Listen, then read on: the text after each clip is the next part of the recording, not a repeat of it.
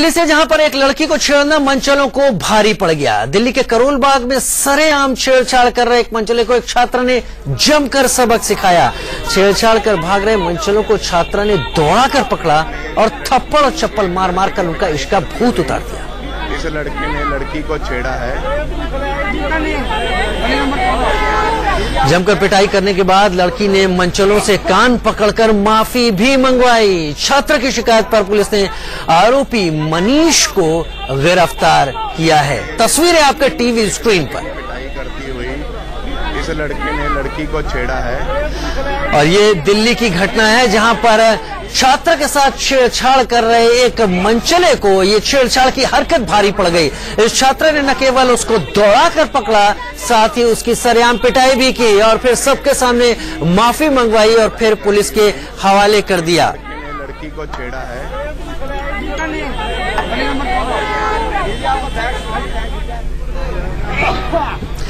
और अब खबर कांची कामकोटी के प्रमुख शंकराचार्य जयेंद्र सरस्वती की, जिनको पीठ के प्रमुख हैं। उनको 69वें शंकराचार्य हैं जयेंद्र सरस्वती। उनका अंतिम संस्कार आज किया जाएगा। शंकराचार्य का अंतिम संस्कार वैदिक विधि से किया जाएगा। 3 तस्वीरें फिलहाल आपके टीवी स्क्रीन पर चल रही हैं। शंकराचार्य के पार्थिव शरीर को अंतिम दर्शन के लिए कामकोटी पीठ में ही रखा गया है, जहां अब तक 1 लाख से ज्यादा लोग उनके दर्शन कर चुके हैं। बुधवार को शंकराचार्य का निधन हुआ था। ये 3 तस्वीरें अपने आप में शंकराचार्य की महत्ता, उनके भक्तों की उनके प्रति जो उनके दिल में स्नेह है वो भी दर्शाती हैं कि सभी दर्शन करने पहुंचे। बुधवार को उन्होंने आखिरी सांस ली। 65 साल तक कांची पीठ के वो शंकराचार्य रहे। अब उनकी जगह शंकर विजेंद्र सरस्वती कांची कामकोटी पीठ का पीठाधिपति का पद संभालेंगे। 3 तस्वीरें इस वक्त आपके टीवी स्क्रीन पर।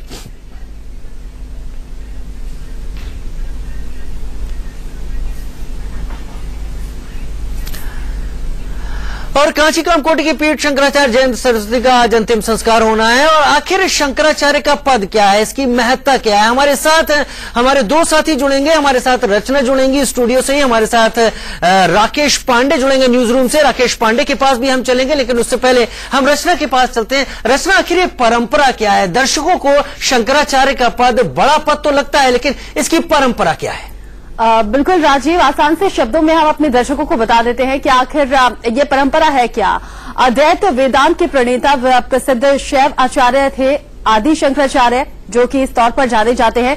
हिंदू मान्यताओं के मुताबिक शंकर के अवतार हैं आदि शंकराचार्य। अब आप समझ लीजिए कि शंकर के अवतार होंगे तो लोग कैसे पूजेंगे, कैसे स्नेह दिखाएंगे। आदि शंकराचार्य ने देश के 4 हिस्सों में 4 मठ स्थापित किए। उसके बाद अलग अलग जगह लोग जाने लगे, पूजने लगे।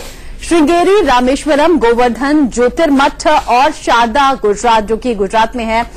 ये 4 जगह ऐसी थी जहां पर मठों को स्थापित किया गया। ऐसी मान्यता है कि कांची पीठ की स्थापना भी आदि शंकराचार्य ने ही की थी।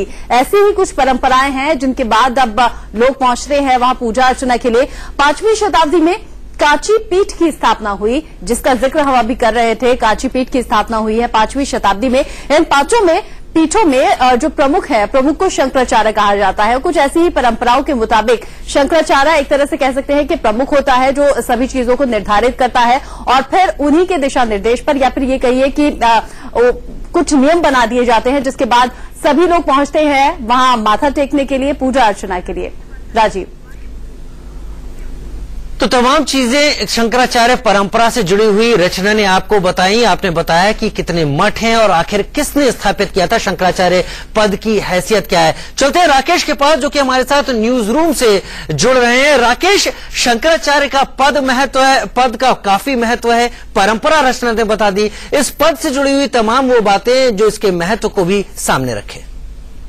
राजीव, देखिए, हिंदू धर्म के 5 पंचभूत स्थलों में से एक है और हिंदू धर्म में सर्वोच्च पद माना जाता है और आदि गुरु शंकराचार्य ने इसकी स्थापना की थी। और आप आसान से शब्दों में अगर दर्शकों को समझाएं तो आप ये समझ लीजिए, जैसे दूसरे धर्मों में, बौद्ध धर्म में जैसे दलाई लामा होते हैं, ईसाई धर्म में जैसे पोप होते हैं, उस तरीके का समकक्ष पद है। और जब जयेंद्र सरस्वती शंकराचार्य बने, जब कमान उनके हाथ में आई थी, तब से काफी आगे लेकर गए, आम लोगों को इससे जोड़ा। हालांकि राजनीतिक गतिविधियां भी बड़ी।